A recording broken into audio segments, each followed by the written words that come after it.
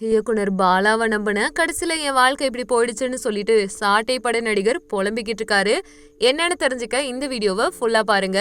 சாட்டை படத்தின் மூலமா தமிழ் சினிமால அறிமுகமானவர் தான் யுவன். தமிழ்ல பல படங்கள்ல நடிச்சிருக்காரு. தொடர் தோல்வியில இப்ப திடீர்னு காணாம போயிட்டாரு. தற்போது அவருடைய ஒரு இன்டர்வியூ வைரல் ஆயிருக்கு. அதுக்கப்புறம் என்ன நடந்துச்சு தெரியுமா? அவருடைய இந்த நிலைக்கு தேசிய விருது வென்றிருக்கக்கூடிய, அதே மாதிரி நடிகர்களை அடிச்சு துன்புறுத்தக்கூடிய அந்த இயக்குனரை நம்பிதான் என் வாழ்க்கை இப்படி போயிடுச்சுன்னு வேதனையோட சொல்லியிருக்காரு. இயக்குனர் அன்பழகனுடைய இயக்கத்துல வெளியான சாட்டை படத்துல யுவன் நடிகரா அறிமுகமாகியிருக்காரு. இந்த படத்துல இளம் நாயகனாகவும் பழனிமுத்து அப்படின்ற கதாபாத்திரத்துல நடிச்சு ரசிகர்களை கவர்ந்திருக்காரு. இந்த படத்துல இடம் பெற்றிருக்கக்கூடிய பாடல்கள் யுவனுக்கு பெரிய வரவேற்பு கொடுத்திருக்கு. இந்த படத்துடைய வெற்றிக்கு அப்புறமா கமருக்கட்டு, காதலை தவிர ஒன்றுமில்லை, இளமி இந்த மாதிரியான நிறைய கதாபாத்திரங்கள் நடிக்க சாட்டை படத்துக்கு அப்புறமா இவருக்கு பெருசா எந்த படமுமே பாராட்ட தேடி தரல. இளமி ஓரளவுக்கு பரவாயில்ல அப்படின்ற மாதிரி பாராட்டு வாங்கி கொடுத்தாலும் தோல்விதான் அதிகமா அவருக்கு இருந்திருக்கு. எப்படியோ ஒரு வழியா இதனாலேயே அவர் காணாமவும் போயிட்டாரு. பிரபல யூடியூப் சேனலுக்கு யுவன் அளித்திருக்கக்கூடிய பேட்டி இப்ப வைரல் ஆயிட்டு இருக்கு. இதுல சென்னை பகுதியில ஹோட்டல் ஒன்றை நடத்தி வரதாவும் யுவன் தெரிவிச்சிருக்காரு. இந்த வீடியோல நடிகர் யுவன் பரோட்டா தட்டி போடுறது, பின் கொத்து கொத்த பரோட்டா போடுறது மாதிரியான வீடியோலாம் இடம்பெற்று இருந்துச்சு. அதுக்கப்புறமா அவர் என்ன சொல்றாருன்னா, நான் இது வரைக்கும் 13 படம் நடிச்சிருக்கேன், ஆனா யாரும் என்ன கண்டுக்கல. சினிமால லக் இருந்தாதான் ஜெயிக்க முடியும், அது காலம் கடந்துதான் தெரிய வந்துச்சு.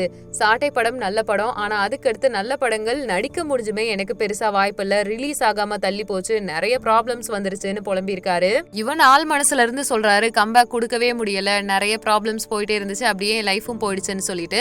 சாட்டை படத்துக்கு அப்புறமா பல படங்கள்ல நடிச்சிருந்தும் என்ன யாருமே ரெக்கக்னைஸ் பண்ணலையோன்னு தோணுது அப்படின்னு இருக்காரு. சொல்ல போனா நிறைய வாய்ப்புகள் வந்தது. சாட்டை படம் முடிஞ்சதுக்கு அப்புறமா பாலா படத்துலயும் கமிட் ஆன.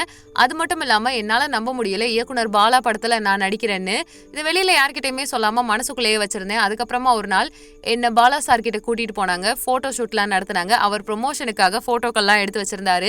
பெரிய சர்ப்ரைஸா இருந்துச்சு. அது மட்டும் இல்லாம இதுக்கப்புறம் ஏதோ ஒரு வாய்ப்பு வரப்போகுதுன்னு நம்பிட்டு இருந்தேன். பட் அது எதுவுமே நடக்கல. திடீர்னு போட்டோ ஷூட்ல போட்டோஸ்லாம் ரிலீஸ் ஆச்சு, ஆனா படம் திடீர்னு டிராப் ஆயிடுச்சு. இது எனக்கு பெரிய அதிர்ச்சியா இருந்துச்சு. நான் இந்த செய்தியை கேட்டு எப்படி ரியாக்ட் பண்றதுனே தெரியாம இருந்தேன்.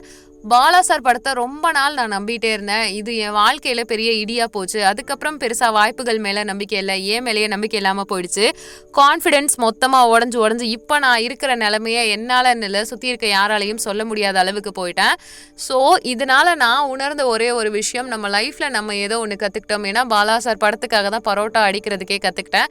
இப்போ அது என்னோட ஹோட்டலா மாறிடுச்சு. எனக்குன்னு ஒரு லைஃப் இருக்கு. இருந்தாலுமே சினிமா கண்டுக்கல அப்படின்னா நாம அதை ஏதாவது பண்ணிட்டு தான் இருக்கணும்ன்ற மாதிரி ஃபீல் பண்ணி சொல்லியிருக்காரு. இதை பத்தி நீங்க என்ன நினைக்கிறீங்கன்றத கமெண்ட் பண்ணுங்க. நம்ம சேனலை லைக் பண்ணுங்க, ஷேர் பண்ணுங்க, சப்ஸ்கிரைப் பண்ணுங்க. தேங்க்யூ.